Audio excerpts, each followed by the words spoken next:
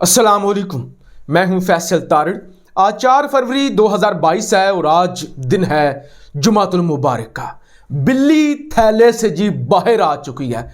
भारत अपनी औकात से बड़ी बातें कर रहा है। खित्ते के अंदर आइसोलेट हो चुका, एक टके की इज्जत जिनकी नहीं बची हुई इस वक्त, जो कि बुरी तरह एक्सपोज हो चुकी है। मुल्क के अंदर भी जो इंसानियत दुश्मन कार्रवाइयां ये करते हैं, यानी जब बुज़दिल कुछ नहीं कर सकता किसी भी फ्रंट पर, तो फिर मुल्क के अंदर मजलूम लोगों को मार के, जब आप ताकतवर के खिलाफ नहीं लड़ सकते तो फिर आप मजलूम लोगों को मार के अपनी मर्दानगी का सबूत देते हैं कि देखो देखो हमारी ताकत देखो, हम एक बेबस मजबूर लोगों को मार रहे हैं तो हम बड़े बहादुर हैं। बुज़दिल लोगों का हमेशा से यही वतीरा रहा है। ये हमेशा बुज़दिल बैरूनी दुश्मनों पर या गैर मुल्की लोगों के आगे तो झुक जाते हैं। और ये भारत की तारीख है। भारत की तारीख उठा के देखें, 100 साल पुरानी तारीख, 200 साल, 1000 पुरानी साल तारीख उठा के देखें, 10,000 साल पुरानी तारीख उठा के देखें। मैं आपको चैलेंज करता हूं, 1,00,000 साल पुरानी भी अगर आप तारीख उठाकर देखेंगे, आपको बुज़दिली के सिवा अगर कोई चीज नजर आ गई तो आप मेरा बाइकट कर दीजिएगा। यानी इन्वेडर ही इन्वेडर, कोई आके अरब से कब्जा कर रहा है, कोई अफगानिस्तान से आ रहा है, कोई उज्बेकिस्तान से आ रहा है, कोई सेंट्रल एशिया से आ रहा है। यानी जितने भी लोग आए ये झुकते गए, हार मानते गए। लेकिन मुल्क के अंदर इन डरपोक लोगों ने वो जला मचाई, वो लोगों पे जुल्म किया और तासुर ये दिया कि बड़े हम बहादुर हैं, हम बड़े सुरमा हैं, हमसे डरना चाहिए, हम बड़े खौफनाक लोग हैं। आप जी यही मुल्क के अंदर क्रिश्चियंस को मार दो, दलित को मार दो, सिखों को मार दो। वैसे मैं तो कहता हूं सिखों को उठना चाहिए। और सिखों का मुझे बड़ा अफसोस होता है क्योंकि मैं खुद भी पंजाबी हूं और मेरे वो सारे भाई भी पंजाबी हैं। तो मुझे अफसोस होता है क्योंकि सिखों की तारीख ऐसी कभी नहीं रही, पंजाबियों की तारीख ऐसी नहीं है। ये तो सीना तान कर खड़े हुए हैं। इन्होंने तो हमेशा मुजालिम का मुकाबला किया है और ये हमेशा पूरे हिंदुस्तान के अंदर, यानी इंडिया पाकिस्तान पूरे बड़े सगीर के अंदर फर्स्ट लाइन ऑफ डिफेंस रहे हैं। हमेशा जुल्म जबर का मुकाबला किया है। अब मुझे नहीं पता क्यों ये हार मान गए हैं, क्यों ये कमजोर पड़ गए हैं। 2 मौज़ूआत पर जल्दी से बात कर लूं। हालांकि आपको पता है हिंदुस्तान इतना बुज़दिल है कि हिंदुस्तान ने मेरा चैनल भी बैन कर रखा है। और जो लोग भी सच बोलते हैं, आवाज उठाते हैं, ये उनकी आवाज बर्दाश्त नहीं कर सकते, इतने बुज़दिल लोग हैं। सबसे पहली खबर तो ये है कि तकरीबन 1 साल मुकम्मल हो चुका है LOC पर सीज फायर को हुए। पाकिस्तान और इंडिया ने मिलकर यह सीज फायर किया था। अब पाकिस्तान ने इसलिए किया था कि ये लोग जो हैं ये पाक आर्मी पर को तो निशाना बना नहीं सकते, मुकाबला कर नहीं सकते। तो ये मासूम लोग, कश्मीर के जो लोग हैं LOC पर निहत्थे लोग, उनको निशाना बनाते थे, उनके घरों को डैमेज करते थे।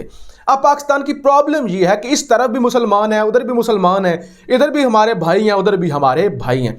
पाकिस्तान तो ये कर नहीं सकता था, लिहाजा पाकिस्तान ने उन मासूम लोगों की जानें बचाने के लिए सीज फायर एग्रीमेंट कर लिया, जिसको 1 साल मुकम्मल हो चुका है। कल जुमेरात के दिन हिंदुस्तान का आर्मी चीफ, जो चाइना के खिलाफ तो एक लफ्ज नहीं बोल सकता, जिसकी अपनी कोई वर्थ नहीं है, वो मोदी का जाती गुलाम बन चुका है, उसने एक स्टेटमेंट दी।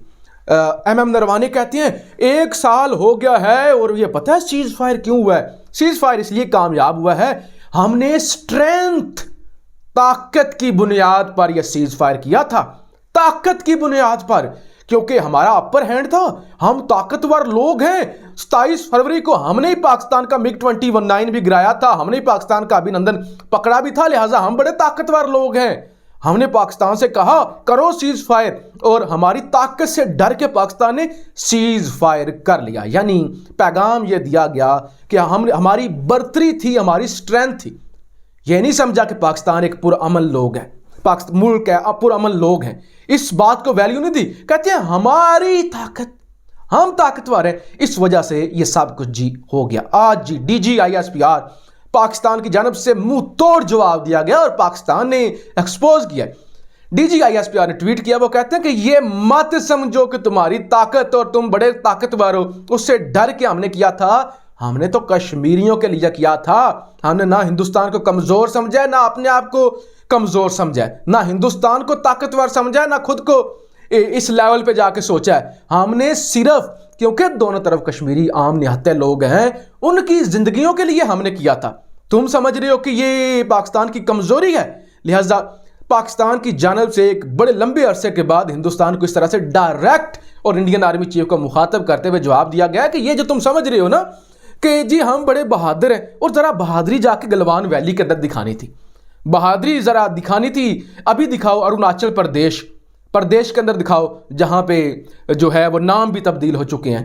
पैंगोंग के अंदर जाके दिखाओ ये बहादुरी, जहां पे चाइना पुल बना रहा है। जरा दिखाओ ये LAC पर बहादुरी, जहां पे 22, तुम कहते हो 1 इंच और 1 हमारी टेरिटरी, 22 महीनों से चाइना वहां पे आके बैठा हुआ है। जरूरत नहीं हुई किसी का एक नाम भी लेने की, और जरूरत हो भी कैसे, अगले चपेड़े मारते हैं, अगले सबक सिखाते हैं, अगले बताते हैं कि होता क्या है। ये पाकिस्तान के अंदर भोंडी कार्रवाइयां करके, जाली हमले करवा के, और फिर जी स्पॉन्सर्ड कार्रवाइयां करवा के, और मीडिया पे नेगेटिव प्रोपेगेंडा करके, और इस तरह की बड़के मार के तुम समझते हो कि बड़े बहादुर हैं। कश्मीर के लोगों को जेल के अंदर बंद करके, मुसलमानों को जुमे की नमाज अदा ना करवा के, और क्रिसमस के मौका पर मसीह बरादरी के सेंटा क्लॉज को जलाकर तुम समझते हो बहादुर हो। तो ये कोई तुम्हारी बहादुरी शादरी नहीं है, ना दुनिया इसको मानती है।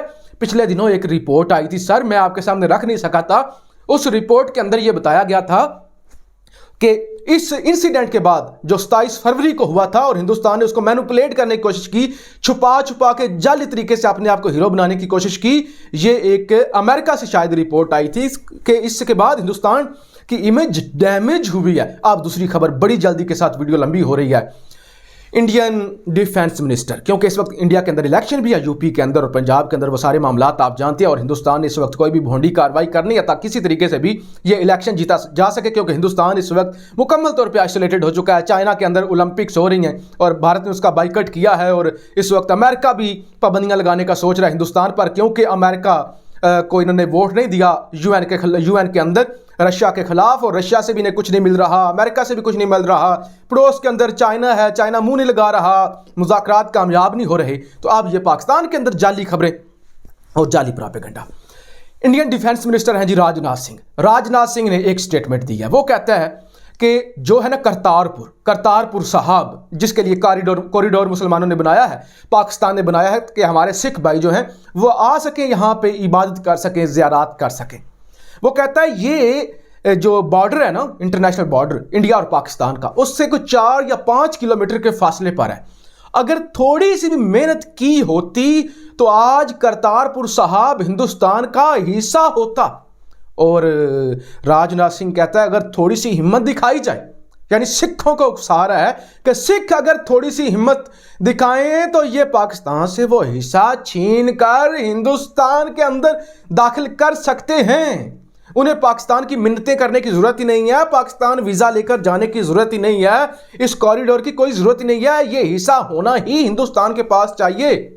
तो ये पाकिस्तान पर हमला करने की, पाकिस्तान की सरजमीन को छीनने की और इस तरह की भोंडी साजिश की गई है, भोंडा ख्वाब देखा गया है, जो कि हिंदुस्तान का कभी भी पूरा नहीं हो सकेगा। आज मेरी बात लिख कर रख लीजिए, किसी भी जगह पर मैं आपको बताता चलूं कि अगले 2 सालों तक ये जो मौजूदा भारत का जुग्राफिया है, जो भारत की ज़मीन है, आपको भारत के हाथ में ये नज़र नहीं आएगी। अगर आपको नज़र आ गई कि भारत के हाथ से एक बड़ा हिस्सा नहीं गया तो मेरा नाम बदल दीजिएगा, क्योंकि हिंदुस्तान के हाथ से सब कुछ जाने लगा है। अब हिंदुस्तान ये भोंडी कार्रवाइयाँ करने के लिए सिखों और मुसलमानों के दरमियान और पंजाब के लोगों के दरमियान और हमारे पाकिस्तान के दरमियान वो नफरत पैदा करना चाहता है। आप राय का इजहार ज़रूर कीजिएगा। पाकिस्तान जिंदाबाद।